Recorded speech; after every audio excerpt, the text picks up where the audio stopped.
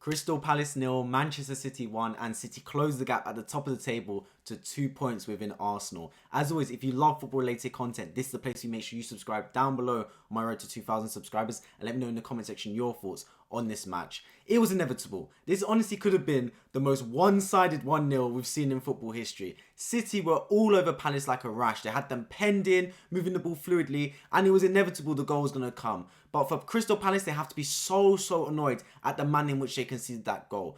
We know City were all over them, but they dug in deep and they were actually defending well. Even though they weren't having many options on the break, even though they had the likes of Zaha, Elise, Ayew, for example, they weren't getting any joy attacking-wise. They were doing one thing right, and that was defending in numbers and defending bravely and defending correctly, closing down the spaces. But they concede a penalty. Elise, my guy, man, why are you diving in like that? First of all, they conceded the corner when they didn't need to. It was a bad corner to give away. Secondly, Gundogan has an option to run through and receive the ball from the corner inside the box, and then Elise just dives in. If there's ever going to be players that are technically gifted, it's Man City players. They know how to manipulate the football and get players to buy it. And Elise did exactly that. He gave away the penalty, and with 15 minutes left, probably even less, I think that was around 12 minutes less, they give Erling Haaland his best opportunity on the spot to score and give City the goal. I mean, those of you who have been here before know I am an Arsenal fan, so I've got an extra bias towards wanting Palace to get something from this game. But at the end of the day, Palace, City fan, Arsenal fan, Liverpool fan, whoever you support, you have to say, Palace created their own problems here. Because City weren't at their best. Like, we know City are going to dominate the football. That's what they do. They're one of the best teams in the world. But when you're defending deep, you can't make mistakes like that. You can't. If City are going to score, you let them score wonder goal. A goal where you just have to hold your hands up and say, that's football at its best. That's City at their best. We couldn't really do anything about that. It was inevitable. You don't concede a goal where it's just a sloppy penalty to give away.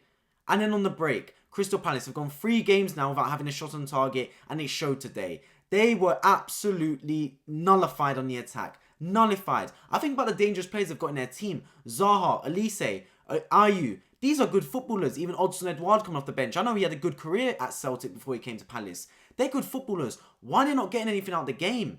Like, I know Patrick Vieira maybe needs to devise tactics that get more from his attacking players, because there's some good talents there, but they don't really seem to gel. It seems a bit like it's a one-man thing. I think Gary Neville summed up perfectly in commentary. Crystal Palace, they play like it's a one-man team at times. They just give someone the superstar's ball and they expect something to happen. Nothing really happens as part of the team. It's not like you're seeing interchanging passes and beautiful football in that respect. You're seeing one player pick up the ball and we're expecting them to make some magic from it. And that's not really sustainable. And it showed again today. They didn't really leave their half. And the one chance they had was right at the end when Zaha took on Walker, pulled it across the box, and no one was in there to tap it home. Just goes to show. City though, I mean, look, it's another massive 3 points for them, man. I put this game down as one of the bogey games for Man City. They don't normally get a good result at Selhurst Park. We know that Palace, of course, drew to them last season. It's a ground that can be very physical, very aggressive. The crowd can get on top of you.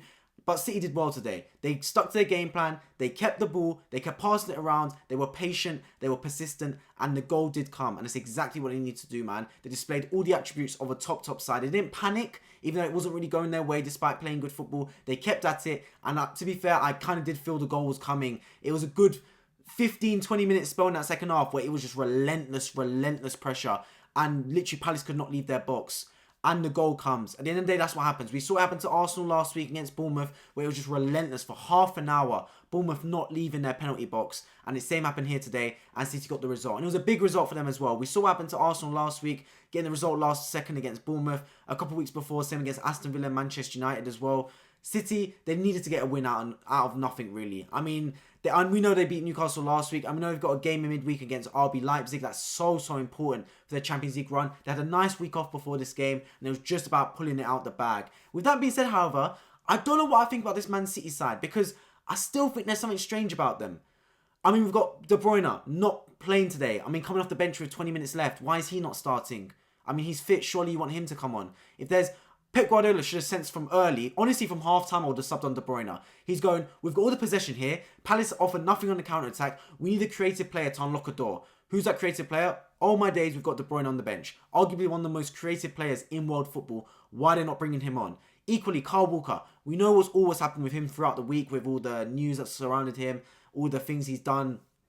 But this man's a one-on-one defender. They're playing 4 centre-backs in defence. Ake, John Stones, Ruben Diaz, Akanji. They're not really playing any fullbacks. I don't know what's wrong with Guardiola. Like, he's trying to complicate stuff. Is the Premier League too easy for him? Is he trying to just make his life difficult? Is he trying to complete like 3-star objectives by doing strange things that you wouldn't expect to do in a football match?